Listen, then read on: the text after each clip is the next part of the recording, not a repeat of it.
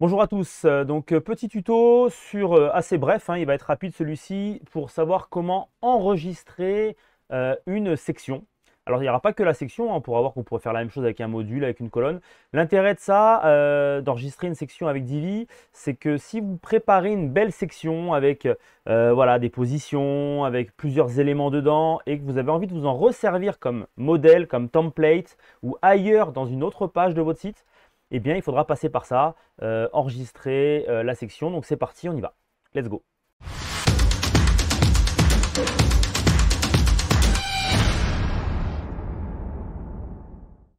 Donc nous voilà partis pour ce petit tuto qui va être assez bref mais qui va être intéressant et qui va nous faire gagner beaucoup de temps, à savoir comment enregistrer une section avec Divi.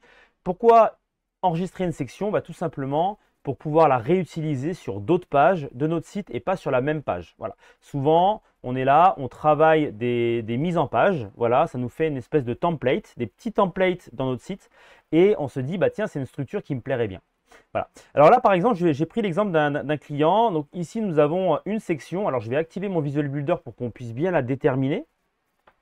Je rappelle que les sections ont un contour bleu sur Divi. Alors ça marche exactement pareil avec les rangées et les modules. D'accord? Donc là, j'ai bien ma section. On voit que ma section, elle prend donc tous ces éléments-là, à savoir une rangée, une colonne avec un séparateur, à savoir une rangée, deux colonnes, et ici une rangée, trois colonnes. Donc plutôt, si je me dis, voilà, je veux me resservir de tout cet élément-là, je veux le garder, cette section complète, et je veux la mettre, par exemple, sur toutes mes pages, ou je veux le mettre à certains endroits. Par exemple, à la page contact, j'ai envie de le mettre en avant sur la page contact. Eh bien, c'est très simple. Je vais aller ici, dans ma petite barre bleue, avec la flèche vers le bas et le rond qui l'encadre, et je vais cliquer dessus.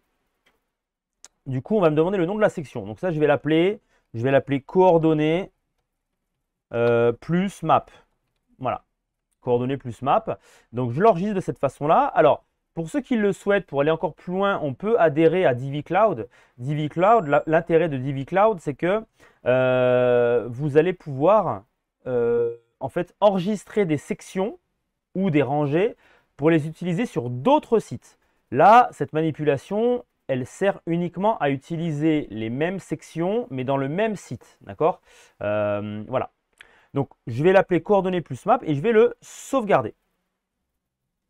Voilà. Donc là, l'intérêt de ça, c'est que maintenant, si je souhaite, alors c'est un site one page, donc c'est un peu compliqué de vous montrer sur une deuxième page, mais ça marche quand même, il n'y a pas de souci. Admettons, je souhaite à cet endroit-là ajouter la même section qu'il y avait en bas. Alors qu'est-ce que je vais faire? Je vais ici ajouter, alors soit je clique sur mon petit plus orange parce que c'est une section spécifique, soit je prends une section bleue. Le principe reste le même. J'ajoute une nouvelle section. Et là, au lieu de cliquer sur normal, spécialité ou plein écran, je vais cliquer sur ajouter de la bibliothèque. Et à ce moment-là, j'ai bien mon coordonnées plus map que je vais retrouver et je vais faire use this section. Et c'est parti, elle vient de se rajouter à cet endroit-là. Donc en termes de gain de temps, en termes d'efficacité, c'est hyper intéressant. Ça peut marcher pareil avec les rangées. D'accord? Donc là, par exemple, la rangée verte ici où j'ai deux colonnes et une map, je pourrais très bien dire, ça, je veux le récupérer pour mettre sur une autre page. Pareil, je clique sur ma petite flèche vers le bas.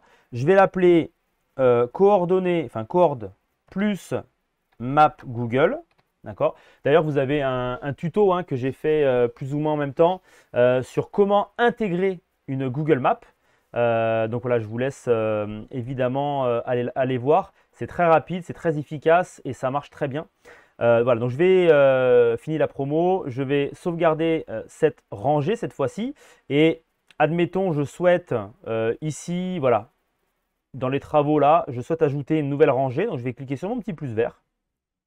Je vais faire ajouter de la bibliothèque et je vais ici cliquer sur coordonnées plus map Google et quand je vais l'afficher use this row parce qu'on est sur une row, eh bien elle vient s'intégrer. Voilà.